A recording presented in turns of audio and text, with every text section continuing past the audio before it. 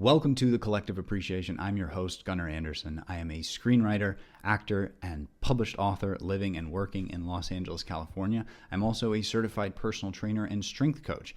But most importantly, I'm a huge nerd. I love all things pop culture, DC, Marvel, Star Wars, you name it. And I love collecting action figures. I have ever since I was a little kid. And those three things, the movie business, fitness, and action figures, they make up what I call my collective appreciation. So if you love any of those things, or if you're like me and you love all three, join me and consider subscribing. We'll talk about one topic a week, and I'll do my best to kind of weave it all together. Now, for the inaugural video of the channel, we're going to do a couple things.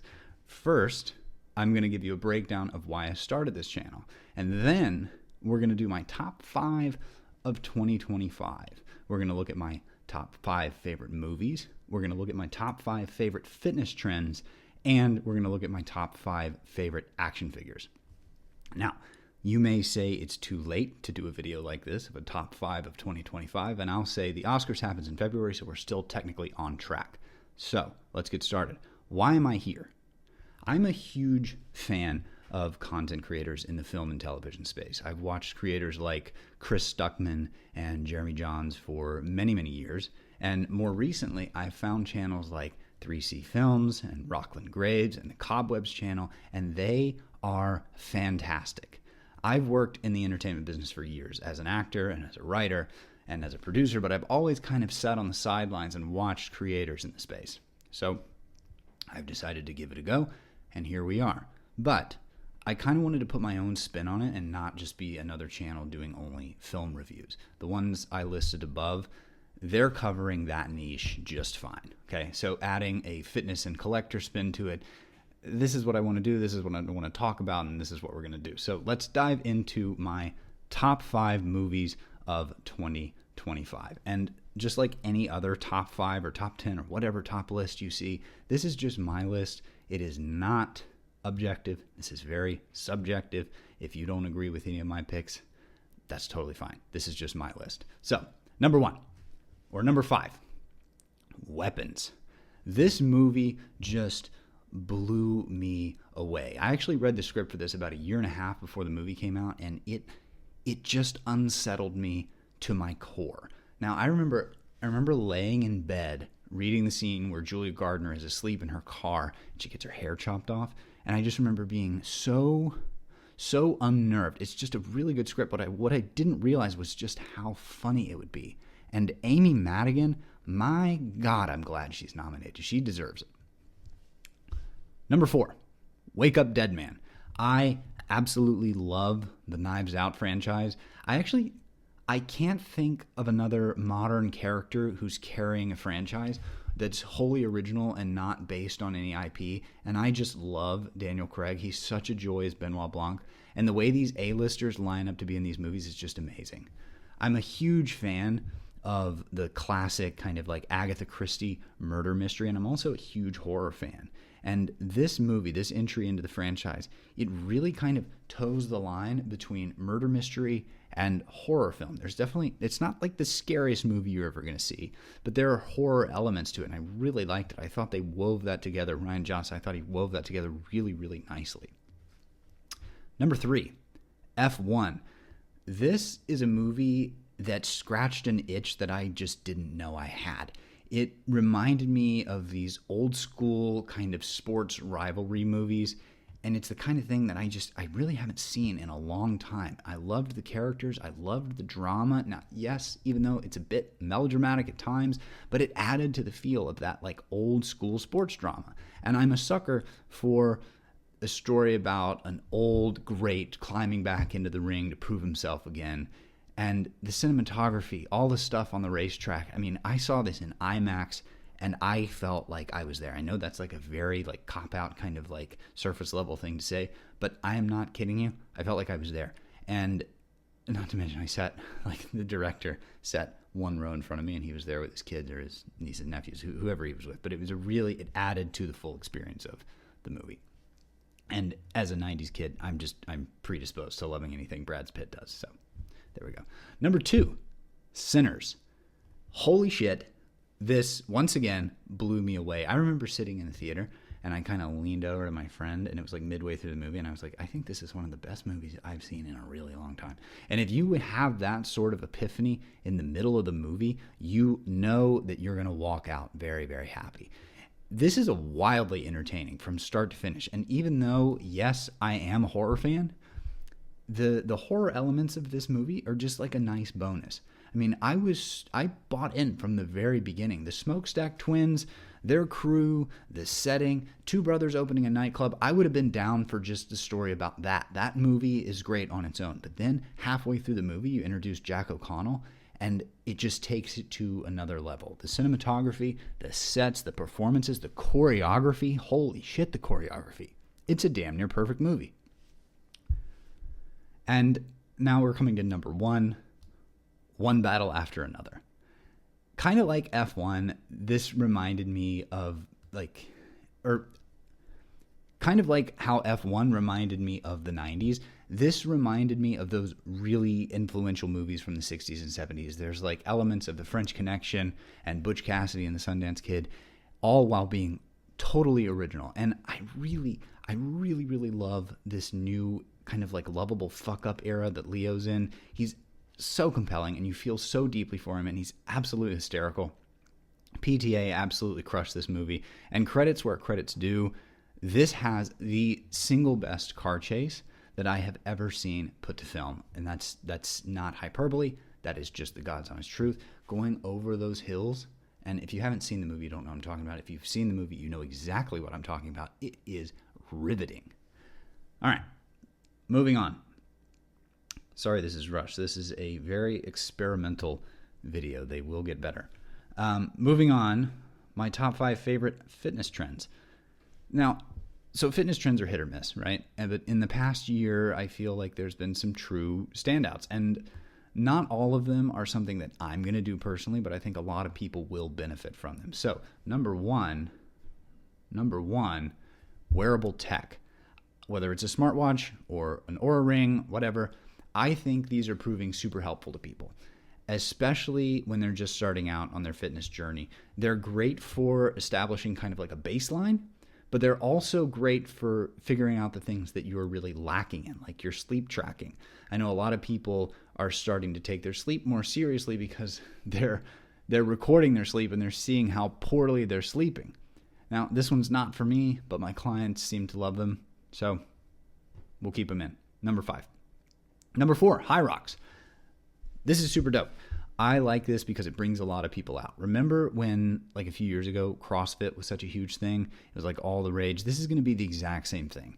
It's new, it's exciting, it's challenging, and it's getting a lot of attention. And a lot of people, like I said, want to come try it out. And if there's something that's bringing people out to exercise, that's good by me. I haven't tried it yet, but I have a lot of friends that are really into it. So I feel like I'm going to be pulled into the Hyrox kind of situation very soon, possibly against my will. And yeah, I'll let you know how it goes. And a lot of people seem to be loving it. Number 3, protein in everything. Now, a lot of people make fun of this, but I'm actually a big fan. Most people have no idea how much protein or how little protein they're eating, so giving people more options in high protein snacks and hacks, that's kind of a game changer. Now, I mean, it used to be that you had protein powder and protein bars that taste like chalk, but now you have protein creamer, protein yogurt, you have Chomps, you name it. There's a high protein version. And yes, they're typically high calorie, but if you're trading a high calorie snack with very little protein for a high calorie snack with a lot of protein, you're going to be better off. Number 2. Fitness influencers getting called out. This is a big one. There was a time when fitness influencers were like the gold standard of what everybody should be doing, from their morning routines to their ab workouts to their diets, all of which are, for the most part, totally unrelatable and unrealistic for a normal person. And it seems like over the last year, people have started to call bullshit on a lot of this stuff and a lot of this content. And I am here for it, man. Look, you can be in perfectly great shape without a 2-hour morning routine, and you can have an excellent six-pack with fewer ab routines and just a higher caloric deficit. And these hacks and shortcuts have always been bullshit, and now it's really nice to see people acknowledging that. I think that's a great trend. I'm all for it. Number one. Sorry, my computer is over here. My teleprompter is over here, and I'm not reading like verbatim from the teleprompter, but it's super helpful on these longer form videos. This is new to me. If you know me, I'm a like 30 to 40 second content creator on Instagram. And this is a new endeavor for me, but we're making it through. So the number one fitness trend that I'm a big fan of this year was creatine, higher doses of creatine. Now, creatine has been a supplement forever, really. But in the last few years, particularly in 2025, it's really gotten some buzz. There's a lot of new studies about how higher doses and the benefits of taking, say, like 15 milligrams as opposed to 5, or 15 grams as opposed to 5, and showing cognitive benefits. I think that's really cool. I think a lot of people are seeing this as a tool for longevity instead of just a tool for getting jacked and strong. And I think if you can get jacked and strong and really hone in on longevity and cognitive function, I think that's great. And I think it's really cool because you used to see only gym rats and like meatheads using creatine. But now my mother-in-law uses creatine, and she's seeing amazing benefits from it. She's getting stronger. She feels a little bit clearer in the head. I think that's awesome. I love seeing fitness and longevity trends kind of permeating past just the fitness sphere into everyday life and the layman, so to speak. And now, the moment you've all been waiting for, the moment I've been waiting for, really, my top 5 action figures of 2025. I love to geek out about this stuff. Now, I recently sold all of my G.I. Joe classified figures. I sold all of my Power Rangers Lightning collection. I sold all of my Mafex figures, and you're thinking, Gunnar, what the hell is left in your collection? I really only collect 3 lines now, and that's subject to change. I collect Marvel Legends, Star Wars Black Series, and DC Multiverse. And if you're wondering where my G.I. Joes are, well, I'm really tempted to start that line over again. It's kind of like TBD. So, number five, we are going with the Silver Age Superman. I absolutely love this figure. I think he's really, really good. Now, there are a couple technicalities with this guy. Number one, if you can see, we're going to get a close-up too. If you can see this, you'll notice there is no really thick black line on the S. It's because I hated that, and I wanted to have a cleaner looking Superman figure, so I bought the Jokerized Superman, which is basically the same figure. And I just popped the neck and the head and the hands off of that one and put it onto the Jokerized version. And now I have a Silver Age Superman figure without that really awful black line around the S. Now, technically, he's a digital figure from DC Direct, but all of the different lines, it's just like muddied the water. It's muddied the line, and I don't really care. It looks like a multiverse. It's articulated like a multiverse. It smells like a multiverse. It's a multiverse. So we're gonna stay with that. But I do feel like, I don't know. I feel like this figure is the Superpower Superman figure just all grown up. Now, I'm not old enough to have played with the original Superpowers figure, but I've seen it. I've held it in hand. This is an adult Superpowers figure. So, number 4. We are going with Maximum Spider-Man. Yes, he's pricey, but this is a dope figure. And like I said, I'm a 90s kid, and I've never seen a Spider-Man that's more 90s than this. I do wish the blue was a little bit brighter, but let's be real, Hasbro's going to reissue this in less than a year. So we will get that version. I still think the retro carded Spider-Man, the original, is the best one. And number 3, we're going with the Year One Batman figure. And again, there's a technicality with this guy. This is the regular Year One Batman head and belt on the platinum body. Now, again, an example of McFarlane just really muddying this line and making it so confusing and so hard to collect. But basically, you had the platinum figure you had the regular figure you had the regular Year One Batman figure that was a gold label Walmart exclusive, and then you had the platinum Batman Year One that was a Walmart exclusive gold label platinum. If that makes any sense and you can wrap your brain around that, then good for you. I couldn't. But the original release was like a very dark gray. This one's a very light gray. So you pop the head off of the original, you pop the belt off of the original, and this guy's also sporting the Nightfall Batman arms. Gives him a little more beef in the shoulders, a little more going on in the biceps. I think it's a better look. For some reason, this body mold that it's like the Rebirth / Year One body mold has these tiny little arms. So you have to switch that out to make him a little bit better.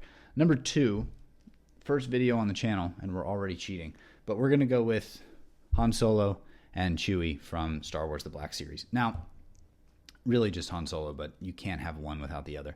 Now, I just recently started collecting the Black Series, and there's never been a good Han Solo. I had the original one, and it's like 13 years old at this point or something like that, and it's just outdated, like extremely outdated. So I got rid of it almost immediately after I bought it. This one, however, is excellent. Now, I consider the Episode 4 Star Wars: A New Hope, aka it used to be just Star Wars. That is kind of like the baseline. That is like my mind's eye version of every character. And so this is Han Solo in his Episode 4 or Star Wars or A New Hope, whatever you want to call it. That look, it's the most iconic Han Solo look to me. That's what I wanted. That's what I got. He's excellent. It captures it perfectly. Now, number 1, we're going back to the 90s and back to McFarlane Toys with the Cyborg Superman. This is like 1990s in an action figure. And I mean, you have an incredible sculpt, incredible paint. I mean, the silver on this guy, yes, they missed a couple pieces of silver. Like, he should have silver back here on his arms. He should have silver on this disc on his legs. And it's sculpted, which is annoying, and it makes it more obvious that he's missing silver. But this is just fantastic. This reminds me of being a child in the 90s when the world made more sense, and it takes me right back to those days. And it's so funny. I remember the death of and reign of the Superman in the 1990s. It was such a big deal. I was too young to like really appreciate it. But I remember like my parents talking about it with their friends at dinner parties, like the fact that Superman had died. And they were not comic readers at all. So this is a very, very cool figure. Means a lot to me. Now, that's the end. All right, guys, that was my top 5 of 2025. And I'm curious your thoughts. I want to hear your top 5 of 2025. What are your top 5 favorite movies, top 10 favorite movies, whatever you want to do? What are your top 5 fitness trends? What are your favorite action figures of 2025? Comment below. Let me know. And we're going to do, this is a little outro. This isn't going to happen every time. But the plan is to do one video a week, and we're going to kind of rotate. So next week might be about the movie business. And then the next week might be about fitness. And then the following week would be something specific to action figures. And we'll try to weave them all together. Like, I really want to do a video that's like, say we're talking about a Superman movie, and say we have a Superman action figure. And I can talk about how, like, the kind of workout that I would do, or the workout split that I would do, or the supplement stack that I would do to be built like said Superman action figure. I don't know. It's something that I'm playing with. We'll figure it out. But next week, we will be back, and I will see you then. Thanks so much, guys.